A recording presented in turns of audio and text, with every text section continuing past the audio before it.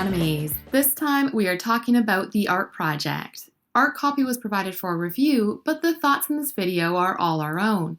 Designed by Florien Sirieix and Benoit Turpin, A.R.T project is a cooperative game for 1 to 6 players, all about stopping a ring of international art thieves with nothing but your trusty VW van and a handful of dice. But let's start off with a quick look at how it plays. Each map has slightly different rules, and we'll get into those later, but for now, let's start in Japan. Each player starts with 2 cards, a few hearts, and a few shared resources. Then everyone plays 1 card and discards the other, and players can play these in any order. The cards are played from top to bottom, starting with the cost, followed by where you need to add more bad guys, then the stuff you get, and finally the icons your team can spend. If your team ever has 3 matching icons on these played cards, you add a box to the matching location. After all cards are played, it's time to save some art. Players spend gas to move around the board, roll dice, and use weapons and allies to help defeat the thieves and hopefully save those boxes of art. If you ever need to put out bad guys and you can't, you lose. Or if anyone on the team runs out of hearts, you lose. Or if ever you get to this card, you have 1 more turn to win, or you lose. If you save all the art and fill the art track, you win. Let's first talk about replayability, because that was just one of the 6 maps that comes in the box, and each of these have their own twist. In Egypt, you can move up the Nile as far as you want for free, but moving back costs gas, and as it is a straight line, it can be costly.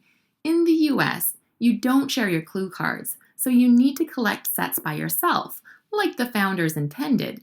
In Scandinavia, the different locations have positive or negative effects when you save art there.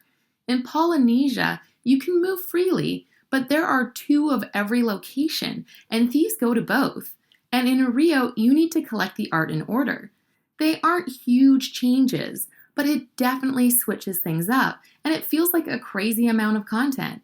There are also ways to slide the difficulty by starting with more or less hearts, but most of the replayability will come from the puzzle of resource management and card playing, and that is a fairly satisfying puzzle.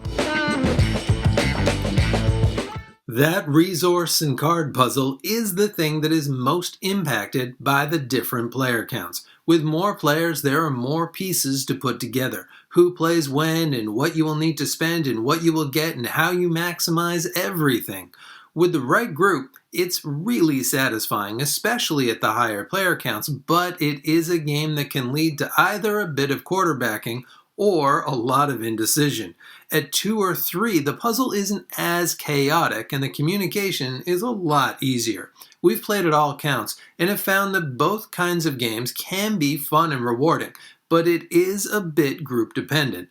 There is also a solo mode that has you playing 2 of your 3 cards.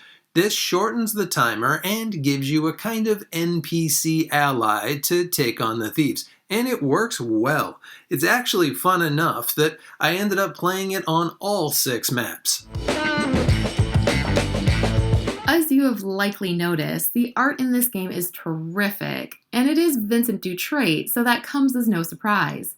Each of the maps have oodles of little thematic touches, like the circles in Scandinavia, or the pen-written Devil's Tower in the US. And the characters have so much personality that we had to double-check that this wasn't based on a comic book, especially with the ultra-violent version of the Scooby-Doo Mystery Machine and the chess piece player pieces. Also, the boxes are really satisfying, and the gloves are so hilariously classic cat burglary. We have played A.R.T Project more than a dozen times, and at all possible player counts, so we like it. But there are some caveats. The first is that the standard difficulty is a bit too easy. If you like a bit of peril in your co-op games, we would suggest playing 1 game on standard to get the lay of the land, and then switch to hard and never look back. Also, there are a lot of random elements here, especially the dice rolling. You can mitigate that by loading up on guns and allies, but you're still at the mercy of the dice. And perhaps the biggest one is the card puzzle itself and the group dynamics that come with that, which, as we said, will be very group dependent.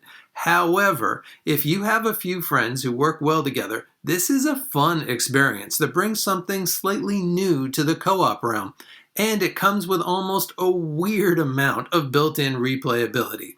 Now, if you'll excuse me, Santa Claus and this little girl are gonna go shoot some white gloves off of some art thieves. And that is it. Have you played our project? What did you think? And what other co-op games would you recommend? Let us know in the comments, and please like and subscribe. And hopefully we'll see you all next time for another game.